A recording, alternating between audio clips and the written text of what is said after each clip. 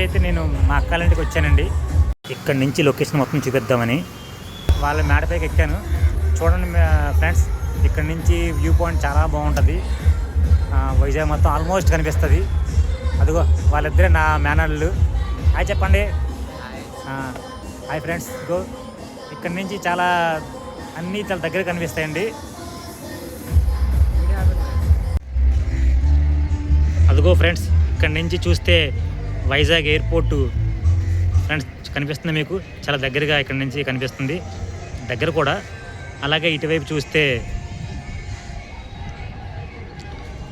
Vizag HPCL, ఇంకా ఆ వెనక వైపు షిప్ యార్డ్, అన్నీ కూడా చాలా దగ్గరగా కనిపిస్తున్నాయి.